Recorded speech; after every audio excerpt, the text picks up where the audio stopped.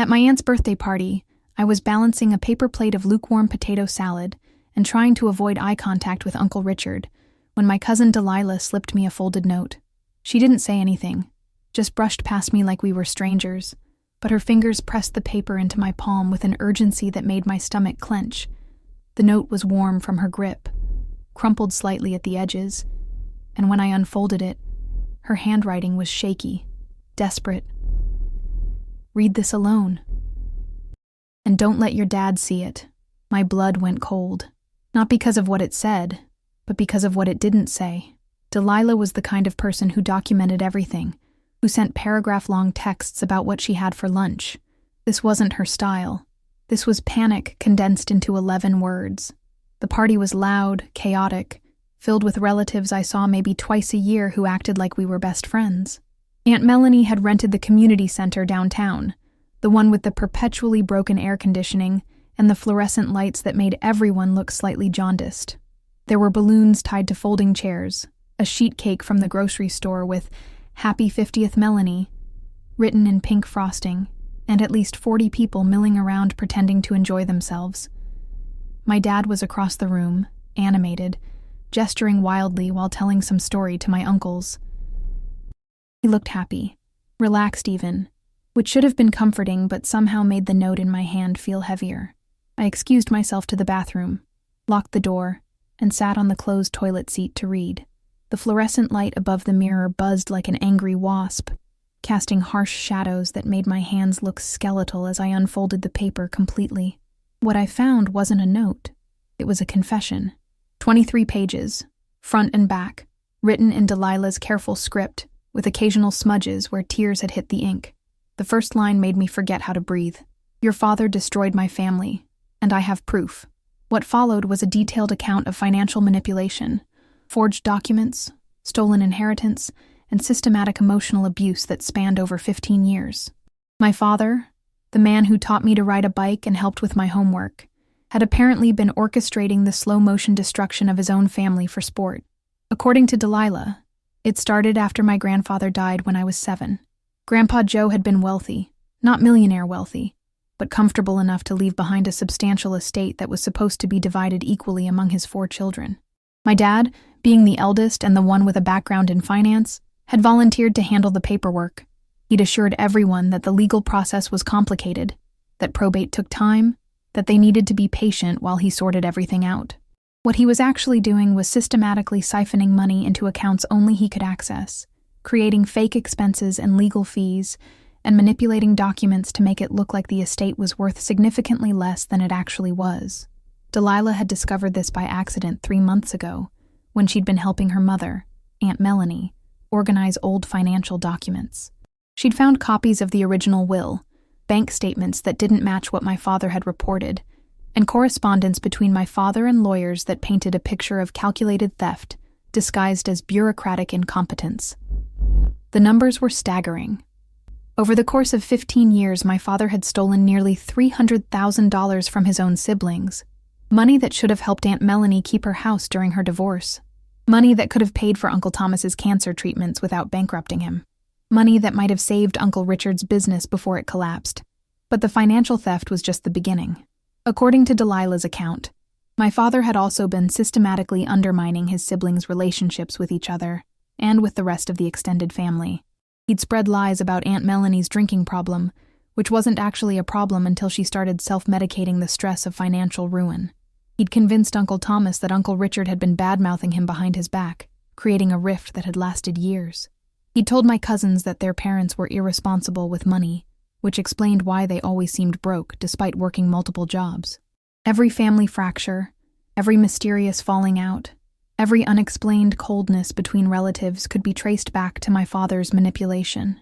The most devastating part was how perfectly he'd played his role. To everyone outside the immediate family, including me, my father was the successful one, the responsible one, the one who had his life together while his siblings struggled. He was always offering advice, always ready with a loan that came with strings attached, always positioning himself as the stable center around which the family's chaos orbited. What I now realized was that he was the source of that chaos, feeding off the dysfunction he created like some kind of emotional vampire. Reading Delilah's account felt like watching my entire childhood get rewritten in real time. Every family gathering where my aunts and uncles seemed tense. Every hushed conversation that stopped when I walked into a room.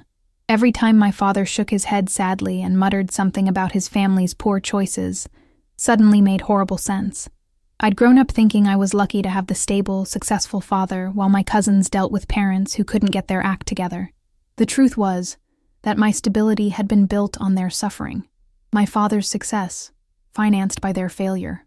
The bathroom door handle rattled. Someone was trying to get in, probably wondering why I'd been locked in there for 20 minutes. I folded the confession carefully, slipped it into my purse, and opened the door to find my father standing in the hallway, looking concerned. "Everything okay, sweetheart? You look pale." His voice was warm, familiar, the same tone he'd used when I scraped my knee as a kid, or when boys broke my heart in high school. For a moment, I almost forgot what I'd just read. Almost. "I'm fine, Dad," I managed, stepping around him toward the main room. My voice sounded strange to my own ears. Too high, too bright, like I was performing the role of his daughter, rather than actually being her. He followed me back to the party, and I could feel his eyes on me as I rejoined the celebration, but I couldn't look at him directly. Every time I glanced in his direction, all I could see were the numbers from Delilah's confession. $300,000. 15 years of lies. A family destroyed from the inside by the person they trusted most. The rest of the party passed in a haze of forced normalcy. I smiled when people spoke to me, laughed at Uncle Richard's bad jokes, helped clear plates when Aunt Melanie started stress cleaning the buffet table. But inside, I was cataloging everything I'd missed, every red flag I'd ignored, every moment when the truth had been right in front of me, and I'd chosen to look away. Like how my father always seemed to know exactly when his siblings were struggling financially, appearing with offers of help that somehow never quite solved their problems. Or how he was always the first to offer commentary on their life choices, positioning himself as the voice of reason, while subtly reinforcing their sense of inadequacy. During the cake cutting, I watched him work the room like a politician, moving from group to group with practiced ease, dispensing advice and concern in equal measure. When Aunt Melanie mentioned having trouble with her mortgage, he was immediately sympathetic, offering to look over her paperwork to see if there were any options she'd missed. When Uncle Thomas talked about his medical bills, my father nodded gravely and suggested a financial planner he knew who specialized in debt consolidation. The same man who had stolen their inheritance was now positioning himself as their financial savior, and they were grateful for his attention. I found Delilah near the gift table, mechanically straightening ribbons that didn't need straightening. She looked up when I approached, and I could see the question in her eyes. I nodded almost imperceptibly, and her shoulders sagged with what might have been relief or despair. "What do you want me to do?" I whispered, pretending to examine a card. She glanced around to make sure no one was listening, then leaned closer. "I need help," she said quietly. "I can't do this alone, and no one else will believe me. He's too good at what he does." She was right. My father had spent 15 years building his reputation as the responsible sibling, the one with his life together. Any accusations would sound like jealousy or desperation from people who'd already been painted as unstable. "I've been documenting everything," she continued, her voice barely audible above the party noise. "Bank statements, legal documents, email correspondence. I even found recordings." That stopped me cold. "Recordings?" She nodded. "Phone calls, conversations with lawyers, instructions to accountants. He kept everything on his home computer, password protected, but he's not as tech-savvy as he thinks he is. I have over 6 hours of audio that proves he knew exactly what he was doing." The implications hit me like a physical blow. This wasn't just family drama or a misunderstanding about financial management. This was evidence of actual crimes, documented over years, sitting on my cousin's laptop like a bomb waiting to explode. That night, after we got home from the party, I sat in my car in our driveway for almost an hour, staring at our house through the windshield. It was a nice house, nothing extravagant, but comfortable. 4 bedrooms, 2.5 baths, a finished basement where my father had his home office. I'd always assumed we could afford it, because my parents were good with money, because they'd made smart choices and worked hard. Now I was wondering how much of our comfortable middle-class life had been funded by money that wasn't ours to spend. The thought made me physically sick. My mother was already asleep when I finally went inside, but my father was in the kitchen, making himself a sandwich and humming quietly. He looked up when I walked in, smiling the same warm smile that had comforted me through 26 years of childhood fears and adult anxieties. "How'd you like the party?" he asked, spreading mustard on wheat bread. Aunt Melanie seemed happy. I wanted to scream. I wanted to throw Delilah's confession at him and demand answers. Instead, I said it was nice and went upstairs to my childhood bedroom, where I'd been staying since my divorce 3 months earlier. I spread the confession out on my old desk, the same one where I'd done homework in high school, and read through it again more carefully. The details were devastating. Names, dates, amounts, a paper trail of systematic theft that painted my father not as someone who'd made a few bad decisions, but as someone who'd orchestrated a years-long campaign of financial abuse against his own family. The recordings Delilah mentioned were apparently stored on encrypted drives, copies of conversations my father had never intended anyone else to hear. Conversations where he laughed about his siblings' financial struggles, where he strategized about ways to keep them dependent on his help, where he discussed moving money around to avoid detection. But what struck me most wasn't the financial manipulation. It was the emotional cruelty. According to Delilah's account, my father had spent years undermining his siblings' self-esteem, convincing them that their financial problems were the result of their own poor judgment rather than his theft. He'd positioned himself as the family's moral authority while actively sabotaging the people who looked up to him. Every time one of his siblings came to him for advice or help, he was solving problems he'd created, playing the hero in a drama he'd written. The worst part was that it had worked. Even now, even with evidence of his crimes, his siblings still respected him, still trusted his judgment, still saw him as the successful brother who'd somehow figured out how to make life work. The perfect crime wasn't just stealing their money, it was stealing their ability to believe they deserved better. I didn't sleep that night. Instead, I researched. I Googled terms like elder financial abuse, estate fraud, and sibling theft, discovering that what my father had done was unfortunately common but rarely prosecuted. Families don't like to involve law enforcement in what they consider private matters, and victims often don't realize they've been victimized until years after the fact, when evidence has been destroyed or witnesses have died. The statute of limitations for financial crimes varies by state, but in most cases, my father's earliest thefts would be beyond prosecution. However, if Delilah was right about ongoing financial manipulation, recent evidence might still be actionable. By sunrise, I'd made my decision. Not about what to do exactly, but about what I needed to know first. If I was going to destroy my father's life, I wanted to be absolutely certain he deserved it. That meant seeing Delilah's evidence myself, hearing those recordings, understanding the full scope of what he'd done before I committed to a course of action I couldn't undo. I texted her early that morning. "Can we meet today? I want to see everything." Her response came back within minutes. 2 p.m., Riverside Park. Bring a laptop. Riverside Park was 20 minutes from my parents' house, a sprawling area with hiking trails and picnic tables scattered among oak trees that had been there longer than the city itself. Delilah was waiting at a table near the parking lot, looking smaller somehow than she had at the party, like the weight of what she knew was physically crushing her. She'd brought a backpack that she guarded carefully, glancing around nervously as if expecting my father to emerge from behind a tree. "I copied everything onto external drives," she said without preamble. 3 copies of each file, stored in different locations. I'm not stupid enough to keep the only evidence where he might find it. The first recording she played made my hands shake. It was my father's voice, unmistakable, talking to someone about moving funds between accounts. He sounded casual, almost bored, discussing the theft of his siblings' inheritance like he was planning a grocery shopping trip. "Melanie won't notice the difference," he said at one point. "She's too emotional to pay attention to numbers, and Richard's too proud to ask detailed questions. As long as I keep feeding them small amounts of help here and there, they'll never suspect the bigger picture." The cruelty in his tone was devastating. This wasn't desperation, or even greed. This was entertainment. But the recording that broke me was from 2 years ago, a conversation between my father and his accountant about Uncle Thomas's medical expenses.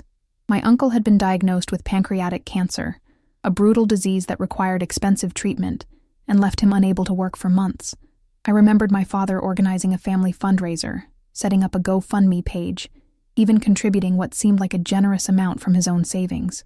What I heard on the recording was him instructing his accountant to make the donation tax-deductible by routing it through a charity he controlled, then quietly reclaiming most of the money through administrative fees. He'd publicly appeared generous, while privately profiting from his brother's cancer. "How long have you known?" I asked Delilah, pausing the recording because I couldn't listen to any more of my father's voice without wanting to vomit. She was quiet for a long moment, staring at her hands. "Part of me has suspected for years," she finally said. "Little things that didn't add up. Inconsistencies in his stories about Grandpa Joe's estate, the way he always seemed to know exactly when people were struggling financially.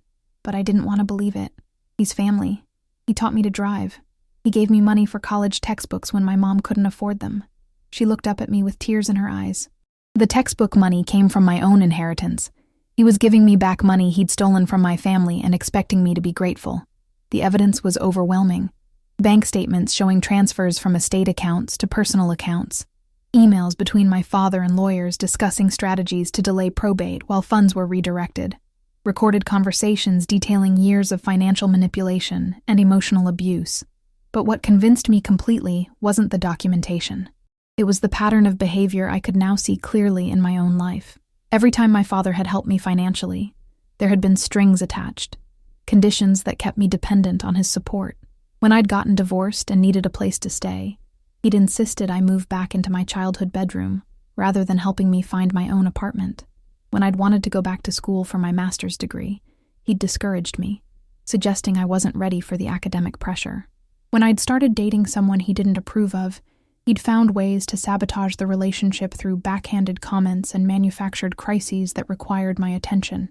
I'd thought he was being protective, maybe overly involved but ultimately loving. Now I realized he was keeping me small, keeping me dependent, just like he'd done to his siblings. The difference was that his siblings had been financially devastated by his manipulations, while I'd been emotionally controlled.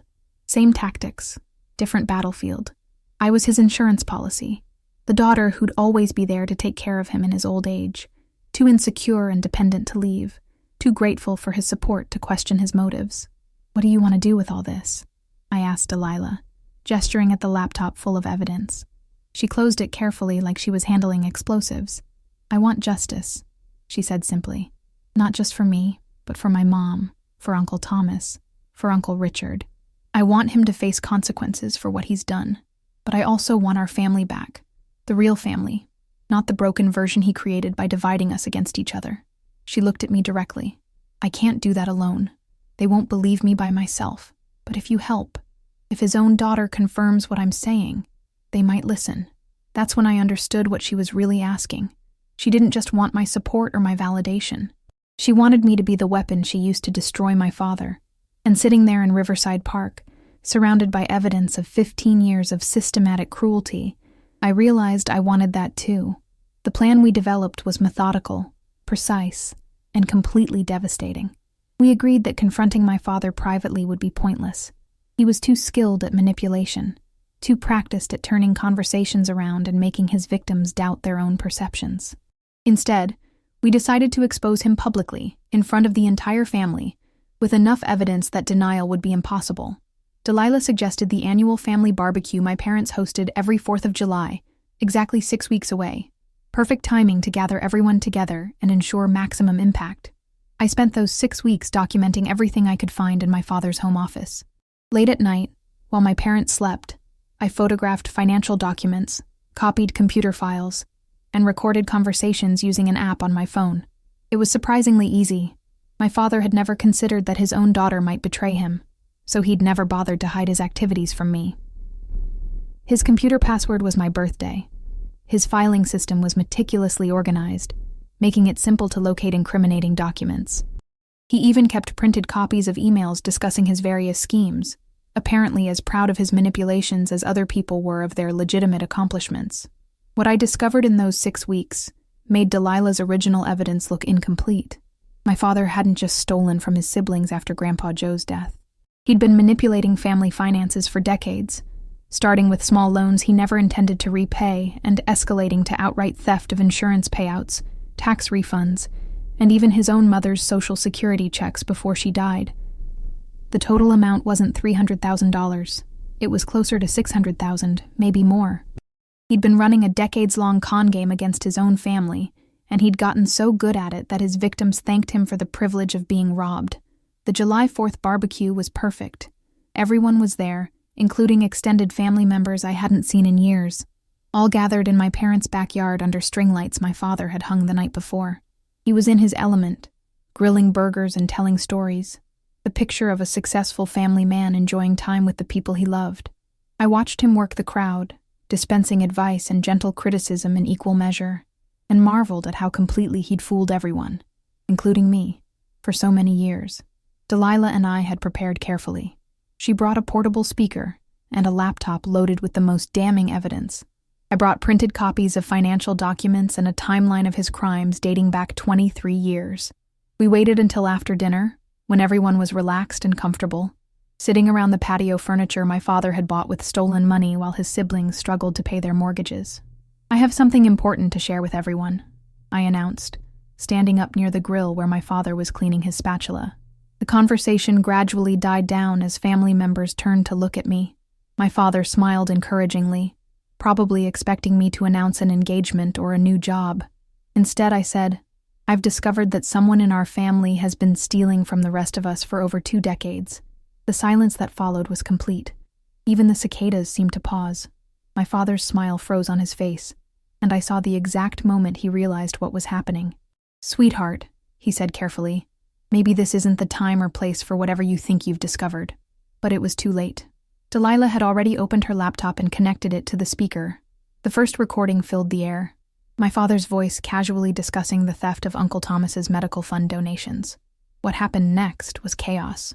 Shouting, crying, demands for explanations that my father couldn't provide because the evidence was too comprehensive and too clearly his voice on the recordings.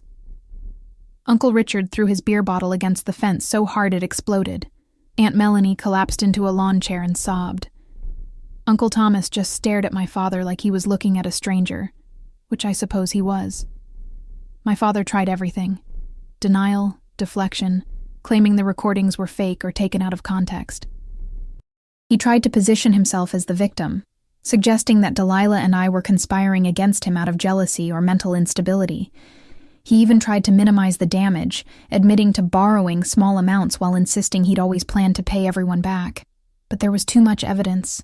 Too many years of documented theft, too many family members finally understanding why their lives had been so much harder than they should have been. The confrontation lasted 3 hours. By the end, my father was sitting alone on his patio, while his siblings and their children gathered around Delilah's laptop, listening to recording after recording of their trusted family member laughing about their suffering. The last recording we played was him talking to a lawyer about strategies for avoiding estate taxes on money he'd already stolen. "They're too stupid to figure it out," he said on the tape. "And even if they did, they love me too much to do anything about it." That's when Uncle Richard stood up, walked over to where my father was sitting, and said quietly, "We're calling the police." My father looked up at him, then at me, his face cycling through emotions I'd never seen before: rage, desperation, and finally something that might have been genuine remorse, though it was probably just self-pity. "You've destroyed everything," he said to me. I nodded. "You destroyed it first. I just made sure everyone could see the damage." The police arrived 45 minutes later. By then, most of the family had gone home, taking copies of evidence with them to review with their own lawyers. My father was arrested on charges of elder financial abuse, fraud, and tax evasion. The house I'd grown up in, the comfortable life I'd always taken for granted, all of it turned out to be built on stolen money that would have to be returned to its rightful owners. I moved in with Delilah that same night. My mother, devastated and humiliated, filed for divorce within the week. The criminal trial lasted 8 months and ended with my father receiving a 15-year prison sentence. He'll be 71 when he gets out, if he lives that long. The civil lawsuits are still ongoing, but here's the thing I didn't expect. Destroying my father's life didn't destroy mine. It freed me. For the first time in 26 years, I'm making decisions based on what I want, rather than what will keep him happy and supportive. I'm back in school, working toward the master's degree he'd convinced me I wasn't ready for. I'm dating someone wonderful who he would have hated, which is probably why I love him so much. And I have real relationships with my aunts and uncles for the first time ever, built on truth, rather than the lies my father used to keep us all separated and suspicious of each other. The family barbecues are different now. Smaller, quieter, but genuine in a way they never were before. We talk about real things instead of performing happiness for each other. We help each other without expecting manipulation in return. We're healing, slowly but surely, from decades of damage inflicted by someone who was supposed to protect us. So tell me, did I go too far or not far enough? Was destroying my father worth saving my family? Let me know in the comments, and if you're new here, hit subscribe for more true family stories that will make you question everything you think you know about the people closest to you.